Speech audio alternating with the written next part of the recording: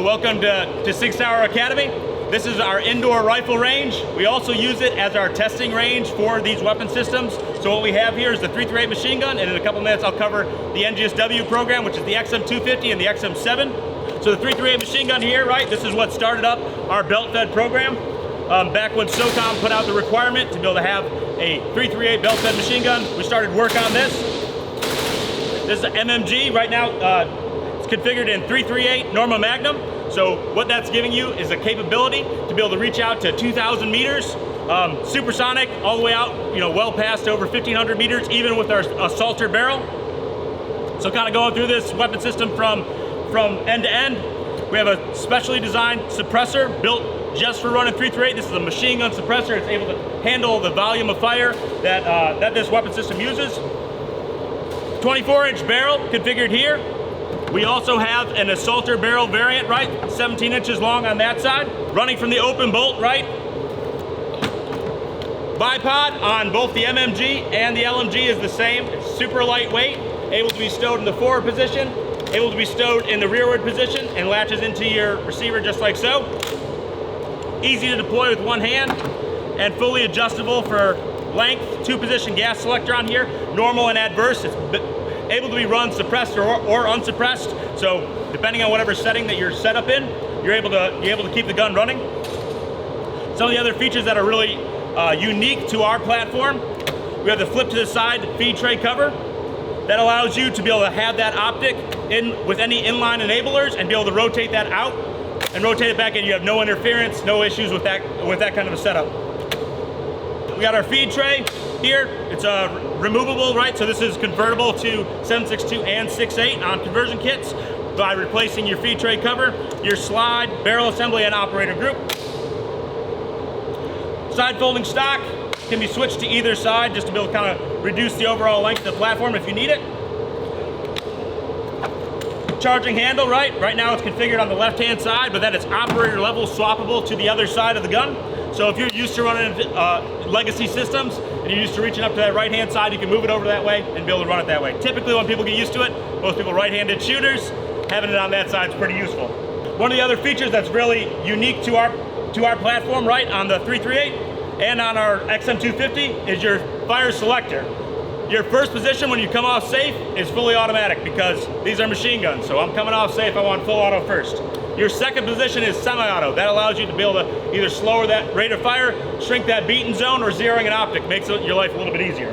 Some of the other features that are unique to our system as well, you have a reciprocating barrel, right? So that's able to move and reduce your recoil by a massive amount. As you shoot this weapon system, very powerful ammunition. That's actually why we have the trap set up this way, is because this ammo, to be able to contain that power, we can't use a normal rifle range. We're using these large steel traps to be able to fire.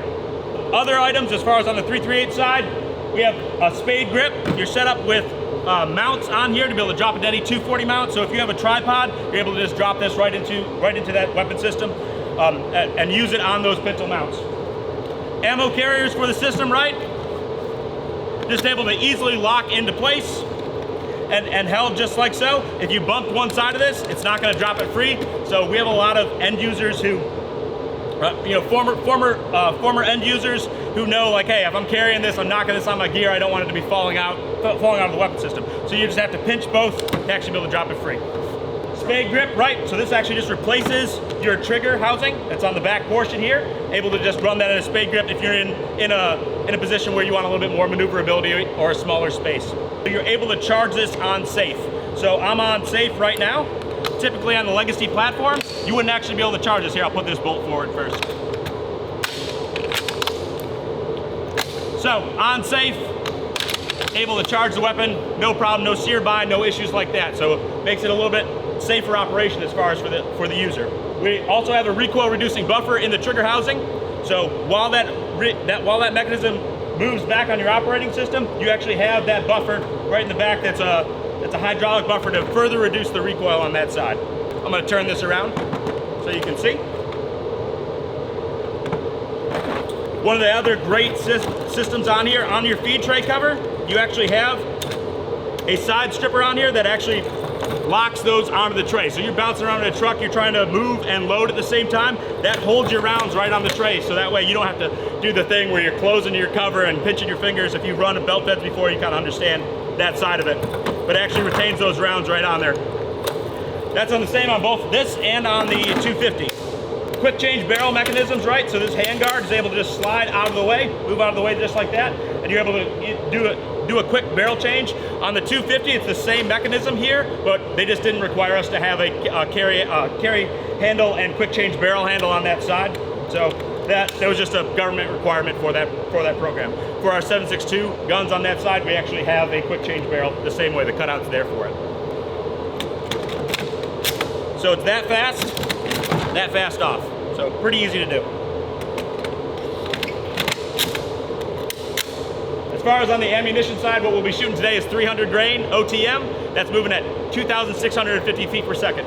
So it's chucking it.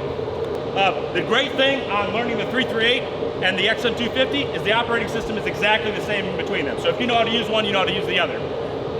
Barrel change is still the same. Like I mentioned on this, you don't have that handle out here.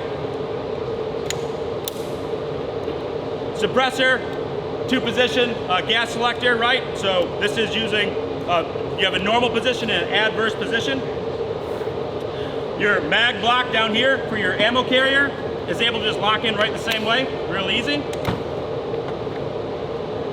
First position is fully automatic, second position semi-automatic. So same kind of setup because it's a machine gun. That's the way we want to show it. We have these set up with folding stocks as well. For the XM250, we have just a fixed stock because the overall length that was added to it was beyond what the government wanted. So they didn't need a folding stock and they had a very strict overall length profile. So we took that out for the XM250. On the Sig LMG, we have both options. Same flip to the side cover. Very easy as far as rotating that optic out of relationship. The same stock's actually used on the platform right now, so there's some parts commonality in between. This one right now is not set up with the pintle mounts, so we actually have removable pintle mounts that can go onto here, so you can still drop this on the 240 platform, on a tripod, however you want to as far as the mounting solutions go. Rate of fire on this, 750 to 850 rounds per minute. What we'll be shooting today, we're going to be shooting the 113 grain RRA projectiles, and that's booking at over 3,000 feet per second. A 16-inch barrel on this configuration as it's set right now is you're at about 15.5 pounds with the suppressor, 14 pounds without. So it's an incredibly light machine gun when you talk about the platform that it's replacing. Replacing the 249, where you're talking about 18 pounds and shooting a smaller, a less capable projectile. Replacing with 6.8, you're dropping 4 pounds on the weapons platform and you're gaining a whole bunch more capability inside of that.